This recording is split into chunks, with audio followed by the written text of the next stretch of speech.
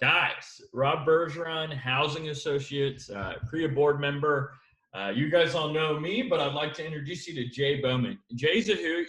I call him the mayor because at one point he was the mayor of some small city in what was it, the Highlands? Strathmore Village. Mayor of Strathmore Village. Yeah, so I'm it's always the worst job I ever had. I don't know. I'm sure there's worse. Oh no, there's nothing. What did you do? The worst part about public service is the public. That's what it is. And you just but the rest of you who do it, that's amazing. Congratulations on you and your tolerance for human beings. Oh, I don't know. I think I created systems. Like when you teach people how to treat you, I don't know. It just got so much easier.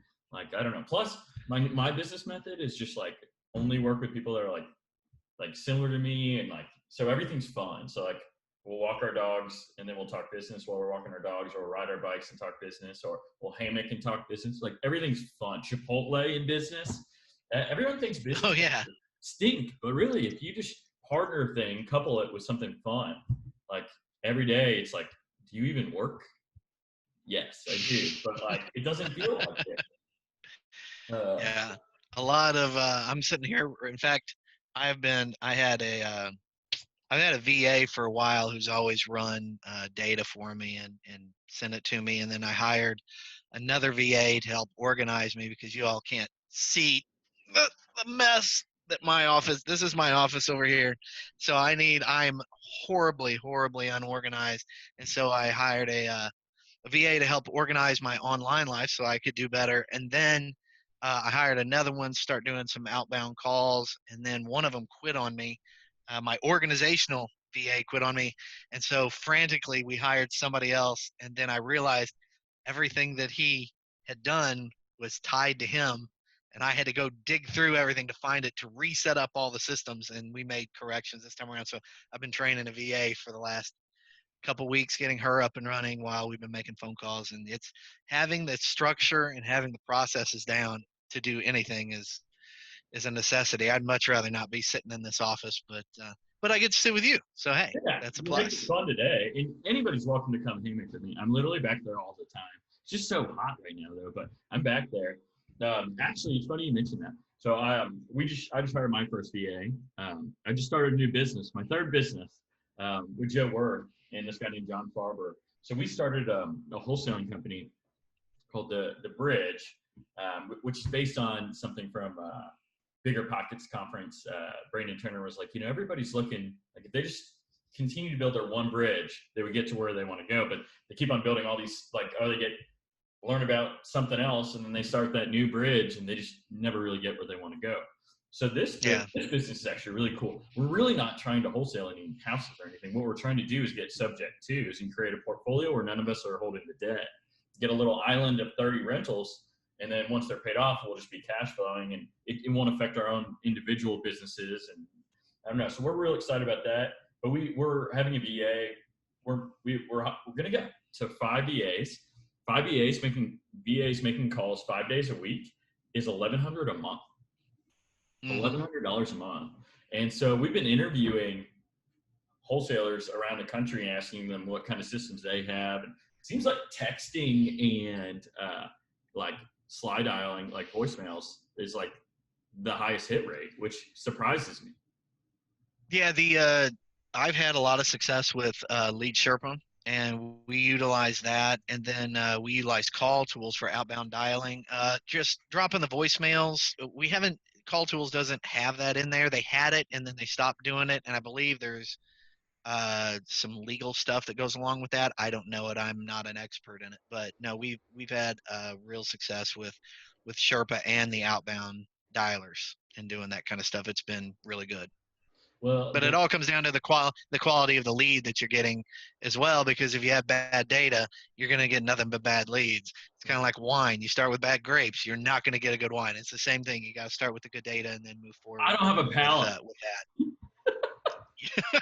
Well, but no, I mean, we're just trying not to reinvent the wheel and just kind of learn from these people. And then the idea is we're all just kind of doing what we're already good at. So we have John auditing the calls. and then Joe's Hmm. going negotiating, get everything under contract, and then using the Louisville network to unload it, or we'll close on it and then list on the MLS. They're like, I can do all that stuff. So I don't know. I was just thinking, what other business could I start where I didn't really add that much work to my life, and this was one of them. Oh My yeah, my new VAs definitely make that go away. one thing I really want to talk about, because I think I might have misread something. If I did not misread it, we are so screwed in our country. All right, Okay. was your post that 60% of people are behind on their car payments by 3 months? Was that your post? Because that's how I read I it. don't remember saying 60% of people were behind on their car payments. It was at a national high. And that national high started back in that trend had been going up since last year and had continued into this year. I don't know that the banks have been really focused on that as much since the coronavirus hit everything, and that kind of data just gets lost in all the other noise of stuff going on. But yeah, I started going back, and as you saw, defaults on car payments, that's usually an indicator of if people can't pay their car payment, they can't pay the rent, they can't pay their mortgage, they can't pay other things, and they're letting that go for other things that they feel are more important, like food or entertainment or whatever they might deem more important than the car payment, because they think, well, maybe somebody's not going to come get this in the middle of the night. So yeah, I did post something like that. I had seen that, and it was a bit shocked by that when I had read it. Yeah, I just Something else. Go ahead. well, I was just gonna say I just pulled up a statistic, and it Americans owe 1.3 trillion in auto debt, which just means people are just essentially living outside their means, trying to keep up with the Joneses. I mean, like Hmm. in it, assets versus liabilities. I mean, Joe Worth and I talked about that, but gosh, that is just disgusting. Like, Oh yeah. Oh yeah. I mean, but It's there is, there's but here, but you and I see it every day. Realtors see it every day. We see there's people right now who are contacting everybody on this call who are unable to make well, right now they can afford not to make their mortgage payments, but that's the reason this business exists is, bad things happen or jobs get lost or people just can't financially repair the house that grandma left them, and we're a resource for that. Other people see it as vultures. I see it as problem solvers, but to each their own.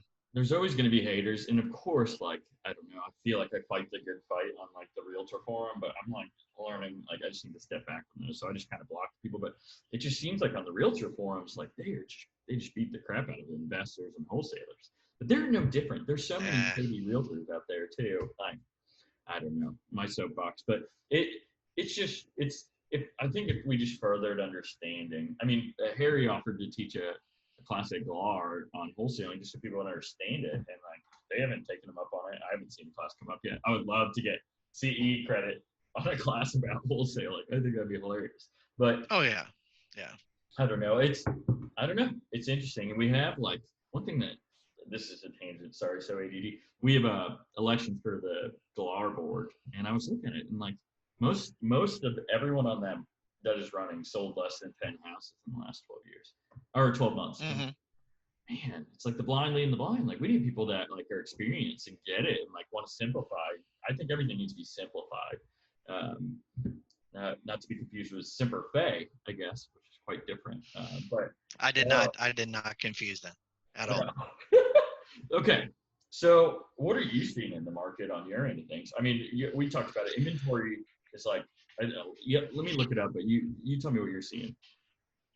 I mean, anything that so obviously, I run 60-day Realty. It's a web-based real estate brokerage. A vast majority of my clients are real estate investors, and if it's even halfway decent, it's already gone.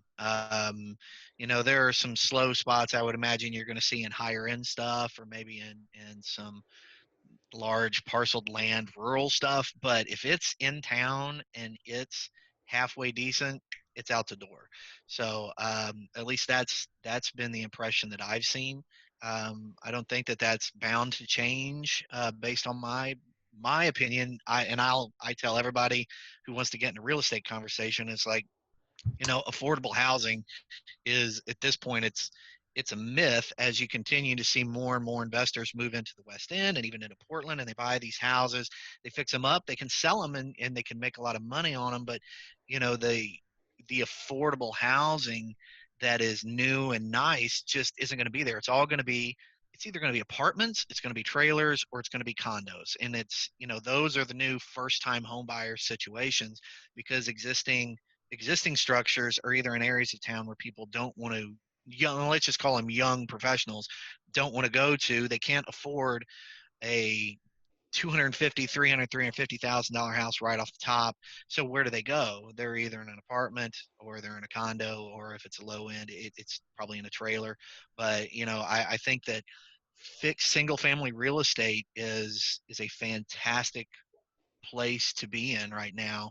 I don't see them really pushing to build more. All you see is our apartments, I think, for the very reasons that I laid out. And I think that we're going to see that trend continuing as time goes on. The single family house will be the thing that people go, wow, he must be doing okay. He's got a house, because it's expensive. We just sold one off Vim Lane, which nobody's ever going to go, man, Vim, woo, that's a hot smoking area. It was a brand new build, 1,100 square feet, 1,100 square feet, 3 bedroom, 2 bath, 1,100 square feet. And it went under contract for $185,000. And I couldn't believe it. We started it at 175, and we thought that might have been high. And the people came in at above 185. They jumped when there was multiple offers. One person jumped from 172, and it actually went above for 187 under contract. And the seller and I were just shocked, absolutely shocked. But that's the kind of market that we're in right now with single family stuff. It's just not there. And so it's going to continue to drive, that market will continue to drive prices higher and higher and higher. And even if people did start putting their houses on the market, the desire for a single family residence is going to be there. And so everybody who's unsure of single family residences right now, you just hold your breath, because it's not, I don't think it's slowing down anytime soon. It may not be as smoking hot as it's been in the last, I don't know, 5 months, or ever since the coronavirus hit. It was hot before then, but man, I was wrong. I thought it would really slow down, and it did nothing but just add jet fuel to it, and just drove real estate even higher and higher. Well, it's just crazy to me that like the inventory is just so low, and we don't really have any new builds coming in. Like you said, single family houses. Mm-mm. There's no room to build, and that's why you're seeing parts of town just totally being renovated. Yeah. Everything's being renovated. So We are the new builds. We're the rehabbers are the new builders. We're going in and cleaning them up, and that's what people want. And so, a new build, I've never done a new build. I don't even want to guess right now what it costs to do it, as prices of the material have inflated. But the cost to do a new build is almost cost prohibitive, unless you're doing massive sized ones, or they're on teeny tiny parcels of land and you're just slamming them together, or you're way out in a rural area. I don't see how builders will do that unless they're building apartment complexes, which isn't single family. So it really doesn't matter. I mean, based on material shortage and based on like what happened in the market in like 2008, it's like I bet they're a little nervous about taking on these big projects right now too. Yeah. I don't know, because you hate to start one and then have someone else finish it. That's like such a beatdown too. Oh yeah. Yeah. Yeah. I mean, And I don't think that '08 is what we're looking at, because no. '08 was a residential issue. I think what we're facing here is more of an economic issue that is also going, because of the virus and the shutdown of the businesses, is putting enormous stress. And Brian is on here and he can answer this more, is going to put enormous stress on mid and small sized banks as commercial loans start to drop like flies, as business drop like flies. And I think that there'll be issues there. I don't know what that looks like, since I've never been through it, and I don't know that anybody else has either. So we'll No. get to see how this plays out in Well, the it's next crazy. 6 to 12 months. Nobody even like thought about oil, like the fact that no one was going to use cars. Like that is such a thing that I feel like someone smart should have been like, thinking about. And like the fact that we had such a surplus of oil and nowhere to put it and like nowhere to store it. And it, like, why wasn't that talked about? Like someone smarter than us should have been like, hey guys, this is gonna be a problem. No, it is. Oh yeah. And I don't, yeah, I agree. I wonder, I mean, I've talked about it before on these calls. I think if they change some of the zoning in Louisville, I think that's a way to like address some of these issues. Because Portland made all their single family homes multifamily zoning. So I was thinking, what if we changed some of our commercial zoning and allowed it, like, because we're gonna have such a surplus of like commercial zoning soon. And we don't want boring stuff to go into these areas we're trying to make fun. Like, I mean, downtown's been beaten up. I mean, no one's going downtown. Like my plant shop, I can't even go inside right now because of COVID. Like, instead of having insurance offices and whatnot down there, like let people put more plant stores and like luxury barber shops or whatever bougie thing it is. Like let's just make it like commit to just fun. Like I don't know. I think Yeah. I don't know. It's interesting. I wonder too. Like today, baseball's back, and I guess technically it was yesterday. But like, do you think that's just going to make people just feel a little bit more comfortable? Like things are more normal, or like it's going to be weird because No, fans, you don't think. because you can't even go. You're gonna watch. Nobody likes watching. I'm a St. Louis Cardinals fan. I'm from St. Louis. The season doesn't start till today, by the way. Everybody played yesterday, but the real season doesn't start till today. And the fact that you can't even go to the game and you can't be a part of that is disturbing. And then you can't. You're watching on TV, but then all you can hear are the birds chirping behind them throwing the ball, and it's going to be unusual, and it's going to be that way for a little while. And that's everybody freaks out about when is a vaccine coming? When is this happening? What's going to happen with masks? What about school? And I'm like, everybody just relax. So we're going to get through this. Let's just take this one day at a time, and everybody just be nice to each other and wash your hands and wear your masks, and we're all going to get through this just fine. Take one step forward. Yeah, I mean, But I kind of think there's something good coming out of this though, because all the people that we work with are all really smart and entrepreneurs. Well, these kids, instead of being at school, they're stuck doing whatever mom and dad are doing for work, which is usually burring, flipping houses, whatever. So these kids should be learning a lot more, like kind of like some actual hands-on experience on how to be an entrepreneur. And then actually some of these kids probably, like they're coming up with the new lemonade stands. I don't know. I think there's gonna be a lot of good. I've mentioned this before. I really can't wait until Malcolm Gladwell writes a book about all the weird stuff that came out of this that none of us really saw, and like all the I don't know. I think that'll be good. I just think everyone. well, it'll be interesting how everybody reacts, because I'm 43, and so 12 years ago, at 31, I was in the midst of what happened in '08. But somebody who is now, you know, 26 years old was 14, and they saw things at an entirely different perspective. So the economic trauma that I may have gone through is completely different from somebody today who's 26 and watching this and what they went through, and they see things differently. We're all sitting here going, oh crap, this could all be very, very bad. They don't have near that fear. They have more of an understanding of, there was this time in their life where maybe their parents lost a house or lost a job, or they saw their friends, families lose houses and lose jobs, but they didn't really fully understand what was going on in the rest of the world. And so everybody's perspective is different, and that trauma that they dealt with, but how they will act in these coming months will all be completely different. Some may be a lot more brave than others, and you just got to be careful about what you do, and trust the numbers and not the emotion. That's usually one of the things that I try to focus on. Well, and I think that's the best thing about working with investors. It's like it's not really like if you they're really just looking at numbers. Like there's not a lot of like emotion involved. It's like I can do it at this price, and if not, it's just not a deal for me. Yeah. And then you move Yeah. on, and then you keep doing that 10 times, and you're going to hit 3 times. Like shoot your shot. Yeah. No, but it's cool. And I read an article that like credit card companies are struggling right now because people are worried, and so they're pulling back and they're paying down their debts. And it's like it took a pandemic for people to learn to not hold debt. Like, gosh, we're gonna need like an earthquake. Paying 22% interest is a bad thing. Oh my gosh, yeah. And then it's crazy how low interest rates are too. Like, I mean, I'd almost tell people like pay down all of your, because they push back taxes and everything. pay down all of your debt before you pay taxes, because your tax debt is going to be like, I don't know, I'm sure they have like 6% interest or something on that, relative to like all these credit cards that people are paying like 25% interest.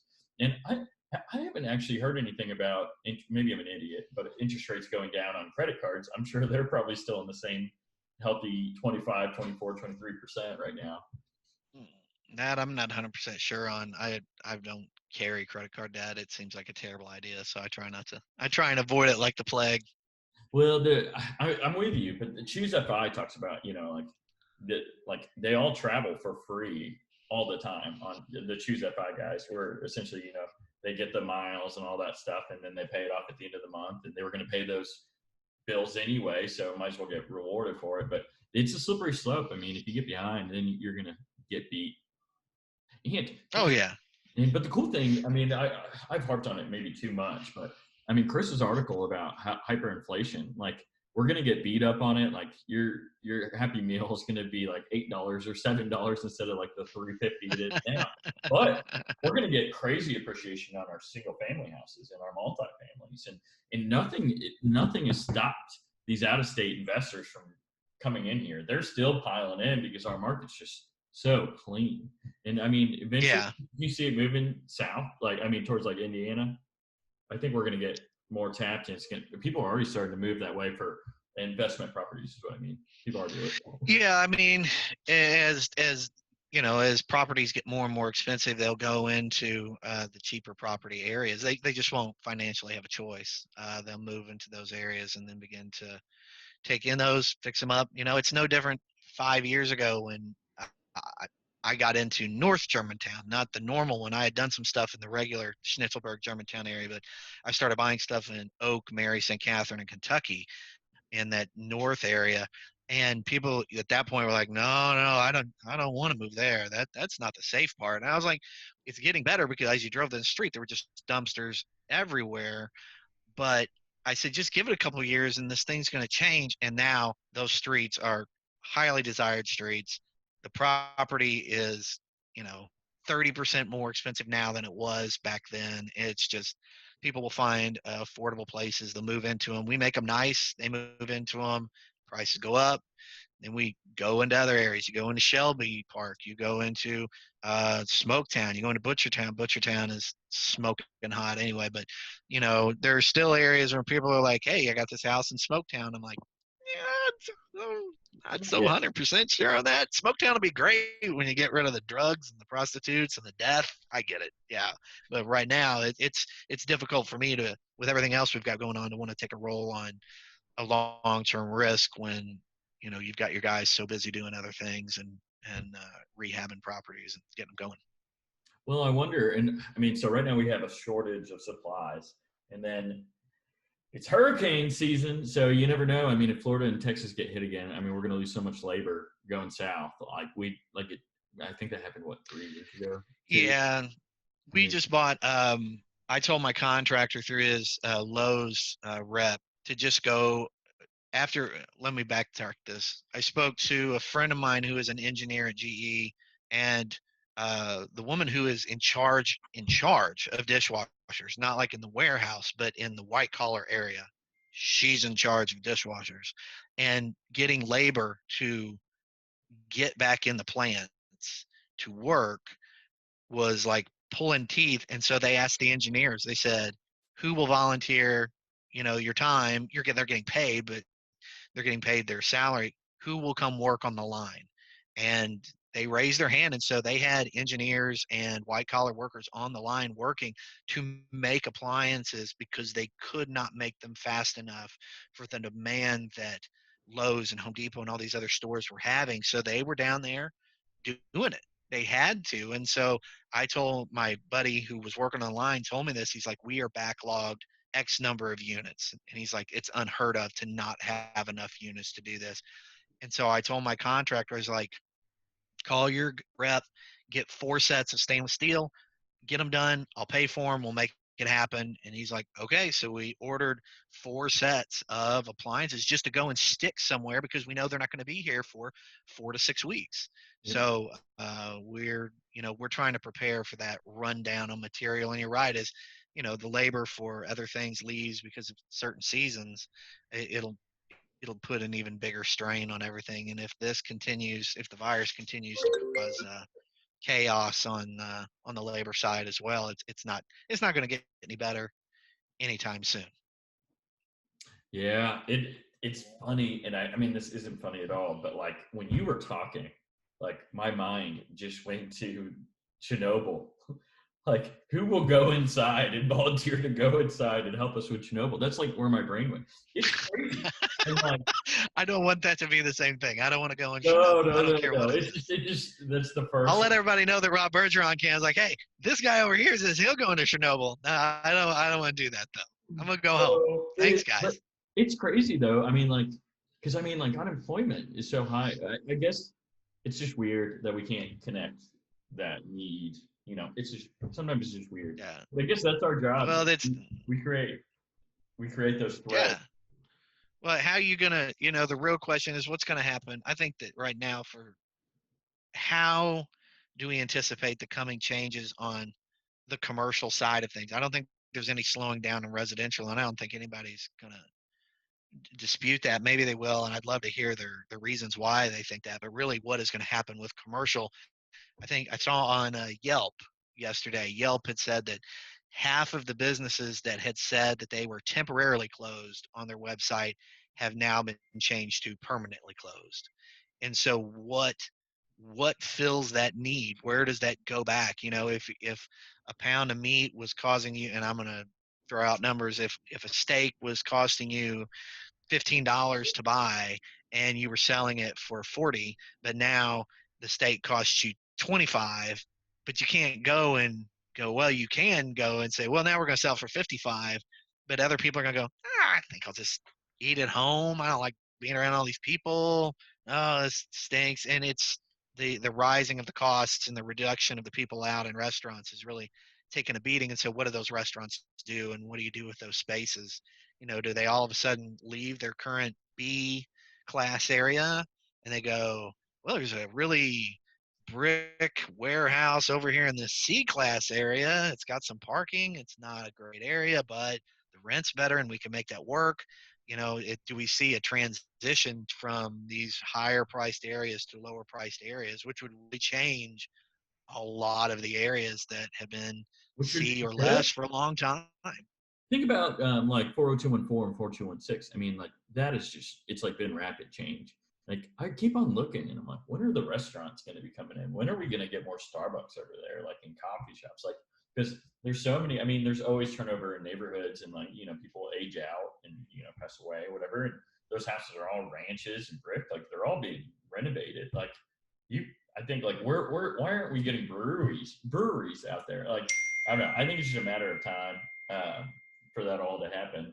Um, yeah, I don't know. It could end up being a good thing. I mean, like like I drive by this place. I posted something about it this week, and I'm like, this has to be a Chipotle. Like, right? This looks like a Chipotle, smells like a Chipotle. I don't know. I have a feeling it won't be now because I'm just in that kind of mood. But we need them. We have 4 more Chick-fil-A's coming in. I mean, like, there has to be more businesses. I wonder if things are just going to get delayed too. Like, I feel so bad. The stadium being rolled out right now in the middle of all this, all that revenue that they were banking on, and the city needed to get paid back. I mean, that's just. I feel like I'm fine and you're fine, but I bet there's so many people walking around just so stressed right now. Like, Oh so yeah. stressed. And that Oh sucks. yeah. Yeah. Well, any business that's either one small enough to dance the dance for the next 6 months, or big enough because they're so well capitalized, I don't think that they have as much to worry about. It's the ones who are growing or in that midsection who are bringing on debt and cash in the anticipation of being able to grow their business, and they've taken on the debt. Well, now they can't pay back the debt that they took on in the first place to grow the business. And I think that that's where you're going to see blood in the streets with a lot of those people. Yeah. Unfortunately, it's going to be worse. And Well, I don't know that, and we talk politics all day, which would be horrible, but I don't think Congress or Washington has stomach to do that with businesses. I think they're happy to do it with per person, which I fully expect them to roll out something again. I don't think it'll be $600 a week, but they'll roll out something again. But they're not going to go saving sports franchises. They're not going to go saving businesses. It's going to be up to the people to use that money, and if they want to support those businesses, they can. And if they don't, then they'll go, well, you really weren't that great of a business anyway. But so I don't know. It could be really hard. They're going to be like, well, you guys bailed out all the banks that all they do is charge us ATM fees. You know, like, I don't know. It's going to be crazy. And then one thing I read, I mean, we all read a lot of the same stuff, but like all of those cruise lines, like they'll put their businesses and entities and out of the country, but then they're wanting all this tax relief, and it's like, yeah, but you haven't been paying us taxes. Like, why would we? I don't know. We need cruises. I mean, I don't know. I'm sure there's still people that go on them, but gosh, it's kind of. I never wanted to get on a petri dish and then float around the ocean. That was never my thing. Yeah, I just think the idea of being stuck with me. Yeah, we've had. I've been stuck with you here for 30 minutes. I guess I got to stick with it for another 30. No, well, it's really not so bad. I don't know. I think it's just really interesting. And then like some of the stuff, like the rules that they've kind of lightened up on, like why don't we carry some of that stuff over? Like, I don't know. Some of them are too loose. I read something I think it was Tennessee, and like they weren't making people take an actual driving test because of COVID. And I was like, I feel like they should wait. Like, we should kick that can down the road until they can be monitored in a car. Like, plus it's a rite of passage as a kid to like take your driver's test. Like, they were gonna let them just pass the written test and then let that be enough. I was like, great. I don't know, but I mean, definitely it's gonna be a good time to buy cars. I know Frank just got that Maserati for his wife, Tommy, and like he got a great deal on it. I mean, there's just not a lot of people spending that like on these nicer products. So it's it's just like investing in houses. When it's a good time to sell, it's a bad time to buy, and vice versa. So I don't know. I wonder like what we're missing out on that we should be buying right now that we just haven't really thought about. Houses. Yeah, I mean, just think about all that appreciation you're going to collect when hyperinflation, plus we're already appreciating. We're just not going to be an affordable city anymore. But you got to think all the stuff going on in Nashville too, in Indianapolis and Cincinnati. Like, well, that's why I like I mean, right now I've clearly for the last couple of years I've been focused on the Airbnbs, picking up some long-term rentals where they are, and just some other smaller college rentals, just some other smaller things. But as things get more expensive, the tertiary markets will be where I think that you're going to find value outside of this area. I mean, there's no doubt that everybody should keep their eye on, and I know this is weird to say, everybody should keep their eye on Bullitt County and Spencer County and Shelby, the outer reaches of Oldham County. It's going to dramatically change those areas. And if there continues to be chaos downtown or social unrest, then you're going to find other people are like, I'm done with this, or higher taxes, and they're just going to go, you know what? I always liked trees better than concrete anyway. Well, and you're just going to see like people want that space now too. Hey there, yeah, I can see you, but you're. There you go. Am I frozen? You're good now. Sorry. But no, it's probably me. Who could know? But no, it is you. I wonder if you're going to see like an exodus going out. I mean, especially with self-driving cars just around the corner. It's like, why not live in Oldham County? Have a 40-minute commute. You can watch Netflix, answer emails on your way there. I don't know. It's just. I'm not in the desire to work more. You can keep working more if you want to. My whole thing is that one of these days I walk out that door right there and I don't walk back in it, and I let all this passive stuff continue to do what it's supposed to do. Well, if you all want to be flipping houses when you're 50, you can continue to flip houses, but I want to be wrapped up long before then.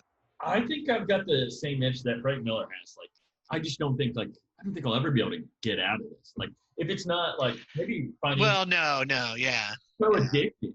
Like, but I agree. Like, I want everything to be. I mean, everything right now is pretty automated. I think I could live in China and like no one would know. Except for I like being at all these events, that don't exist right now. I can't even eat at Chipotle with people right now. That's my whole business, going to Chipotle. Like, I don't know. But yeah, no, I think it's interesting. And these big multifamilies, someone was asking me, like, do you think they'll start turning into condos? And it's like, not in our market, but I think in some of these other markets that are overbuilt out, like maybe like Phoenix or something like that, you might have that. Yeah. Well, the ones who own, the people who own the big condos, the big apartment buildings here in town, my theory has been as the economy pulls back and those rents that are already so high in those buildings, they'll begin to pull back because the REITs that own them can afford to go, well, we'll take a little bit less on it to make sure that we're filling these things up. And all of a sudden, those A's will be in competition with B's. And the B's will go, shoot, we're losing people to the A's because they drop prices, and you'll see the B's drop, which all of a sudden become competition for C's. And the C property that right now everybody's like, I don't want to own a C multifamily. You're like, oh, C multifamily doesn't seem like a bad thing to buy right now, because you'll see those rents people will begin to fill them. Yeah, I mean, like Frozen again. I like Must the be C me. areas. C areas are my favorite. But I mean, the appreciation you collect, especially when those C's become B's. I mean, the appreciation's nuts. I mean, gosh, I mean, I don't know. It Yeah. it's a good time to be connected. And I think if I didn't know all these people and get to talk to everyone every day, I would have no idea what's going on. I don't know how people operate in this sector without like hanging out with other people in the sector. I just don't. I know, like I have friends that invest and they're like, I don't do any of that stuff. I'm like, you're missing out. You're probably spending more money on a lot of things than other people are. Like, In what areas is that? You're talking about C multifamily? no, just in general. Like I have a buddy, Greg Grigsby, who I work with. He's like, he knows how to get internet and cable for all of his tenants at like cheaper rates. And so sometimes he'll build that in, and then they have the price that they're used to paying. They get it, but he's actually making spread on their internet and cable. They just don't realize it. He's Mm-hmm. good at negotiating. Like now, you could go sit down and talk to Brett and learn how to do that, and then you're making $30 extra a month. But like if you're not doing that, you're missing out on this and that. And who's the cheapest drywaller, and then who's taking your money on electric bills, or not electric, electricians. A lot of electricians are bad too. I mean, I don't. It's just good to know who's bad, who's good. And the problem is once people that are really good get too big, then they become bad, and it's goes back around the cycle. Then they get small again and contract and expand. And yeah, it's just part of it. Gosh, I'm excited though for everybody to be able to get back together. I mean, I haven't gone to the gym at all. Like swimming, the idea of I breathing. could tell. Yeah, I know. I know. I think that we should all turn on our cameras and everybody raise their hand if they want Rob to take his shirt off and see what he looks like. That's what I think we should do. I'm so How much weight have you gained back, Rob? Let's see it. Let's see it, at bud. like 181. I'm like 11 pounds more than I needed to be, but like I'm gonna get down 20 pounds. I'll be the leanest I've been in a long time, thankfully. Guys, do we have any questions for Jay Bowman, the mayor? Excuse me. The mayor. We got. Let's There's see. a lot of What do I specialize in? Flat fee real estate, Airbnbs, some college rentals, and long term. And I just put a storage complex under contract in another state. And What state what is it else? for? Ohio? I'm sorry, Ohio? Missouri. Missouri. Missouri. That's one of the We're areas. doing an Airbnb in Cincinnati. Kind of expanding out. I used to. I haven't. I've started partnering more with people as it allows me to expand out into other areas. But those are the areas that I specialize in case anybody's got any questions, I'm happy to answer. What do you I see look for? I see Chuck Burke on here, and Chuck and I have talked in the past. I've been keeping my eyes on Chuck's property that he's pushing on here. I see him on here too. What are you looking for when you partner with someone? You need to have a quality individual, somebody who's got experience, and somebody who can fulfill a need that I can't fill. So for one, my buddy in Cincinnati called me up and he said, hey, I want to do, I think I got a property up here that'd be good for an Airbnb. And I'd met him a couple times through a real estate not mentorship, a group that I belong to. And I said, you don't need me. I said, I'll just tell you what you need to do and you can do it. And he's like, no. He goes, I want a partner. I said, no. I'll just tell you how to do it. And then you won't have to pay anything. And he's like, no. I want a partner. I was like, Okay. So I brought the experience and the people that knew how to do it and what we should be doing. And he had the structure and he had the construction. And he has a lot of experience in construction and he's a big wholesaler in Cincinnati. So we came together and brought those ideas together, and we're starting to get that unit up and running finally.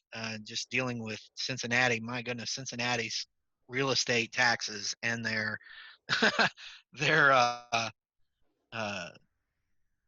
their stuff that you have to pay to even get things going is ridiculous. I mean, I think our tax rate's 1.2 on a real estate, and theirs is 1.8. It's just every time I turned around, everything was more expensive. So, looking for somebody who's reliable and can fill that need. The other one, the unit in Missouri, guy has far more experience than I do. He has the knowledge. I try and bring everything else I can to him, especially the money side of things, which I think it's nice to have a partner when you have the financial resources to step in and take down bigger deals, to be able to go, hey, let's do this, and realize that the return on it over time is, that you're going to be married to that person for a particular period of time. you know you need to be able to trust them and know that their knowledge is good and that they're a trustworthy individual, and that's what you've really got to know, and you've got to know that person pretty well and be able to judge character really quick from the front side of things. Yeah, I think that's important. And like once again, harping back, the more you network, the more you're going to find those people, and you're going to know who to avoid as well. So there's a lot of Yeah. value in that. John Sherwood out of Chicago was saying, what effects are you seeing in Airbnb demand? Still strong for vacation, assuming it's down in core areas. What are you seeing? So I'll give you a pre-COVID and a post-COVID uh, kind of thing. Before COVID, we were getting ready to have a much better year than we even had last year. We had a mix of vacation, we had a mix of business, and all of that exploded in March. All of it. But I was fortunate in the ones that I have, because I buy cheaper, I fix them up, and so I don't just go buy high end usually and then put more money into them. And so the money that my manager David Orange from Orange Court Management was able to bring in by adjusting on the fly. He had a heck of a month and a half just trying to get people in and get those things. We made our mortgage payments on all those. Now, I'd have made the mortgage payments anyway, but the money that he brought in covered the mortgages, which was a small miracle seeing what was going on. Yeah. Um, Last month, we had really good months in all of the units, pretty much strictly vacation people, as lockdowns began to let up, because Louisville is such a popular city anyway for visitors and is such a drivable city to everybody between the the Atlantic and the Mississippi River up to the lakes and down to the Gulf. We're so centrally located, people came here. If we were an airplane city, this had been a much different situation. If we were Las Vegas, this would have been a real problem. But because we were drivable, people came from all over, and we had a fantastic month. And a unit that we just activated in the Nulu area last month, I think it brought in net to me prior to making payments was like $1,700, a 3-bedroom two. This month, it's expected to bring in six. Yeah, I mean it took off like a rocket this month, and I'm expecting to see those returns will, unless Kentucky does a lockdown, Mhm. I'm expecting to see those returns continue as people aren't getting on airplanes and they are coming here. Yeah, and I think I don't know. I think it's pretty interesting too that like the rural like Airbnbs are killing it right now. Those cabins and lake houses, they're just killing it. Oh yeah. Everybody wants Yeah, to. and we had looked at buying a cabin down in Pigeon Forge, Gatlinburg area. That it's you can't. They're building so much because of the fires that had occurred a few years ago. But I have a former client who owns like three down there, and she bought, I think it was like a 2-bedroom, 1 bath, and she paid 160 for it. And today that thing is worth 200, and she did it like 2 years ago. The driving market for some of those second homes is so great that it's driving the prices up there. And I don't think it's any. We've started eyeing, my wife and I privately just started eyeing. Do we want to look at the Green River Lake? Are we interested in Nolin? What about these? What about these? What about these? Mhm. Because getting out of the city seems so comfortable at this point. And if you have children, it makes it a nightmare to hold your children near you over a weekend for an extended period of time. So we're like, you got to get out. We want to get out. And so we really had considered doing that. And then when COVID hit, getting out to the more rural areas in a vacation rental or buying one and having one and then using the revenue from people renting it short term is a great way to be able to afford something like that. So I hope that answered your question, John. It's been really, really good, and we continue to seek out those properties. Well, the cool thing about that too is like you're able to get back to your friends and your family. Like my parents just retired. My buddy Tim and I are looking at getting one. And we think the big thing is keeping it within 2 hours of like driving because you're never going to be able to Yeah. get there and like stay out there like unless it's close. So yeah, we've looked at the Gorge, Lake Cumberland. Brett and Eric just bought one of Lake Cumberland on an exchange. Nolan, Norris. I've been looking like Westport, Kentucky, just on the river. I mean Charlestown across the river. Just I don't know. I'm keeping my eyes peeled. My only thing, I don't like the river properties simply because they almost always fall in flood zones, and I despise flood insurance. Yeah. So I focus more on lakes than I do on rivers. Yeah, I learned something like a lot of those houses on the river, they're actually not, you don't have to have flood insurance because of the Ohio River. It's because of these like little tributaries behind the houses that are like flooding everybody. Yeah. But yeah, guys, Jay Bowman, Jay, how can they get in touch with you if they want to reach out to you and ask you some more questions? If you have any questions about whether it's 60-day realty or you just in general have investment questions, you can reach me on my cell. That's 502-641-9169.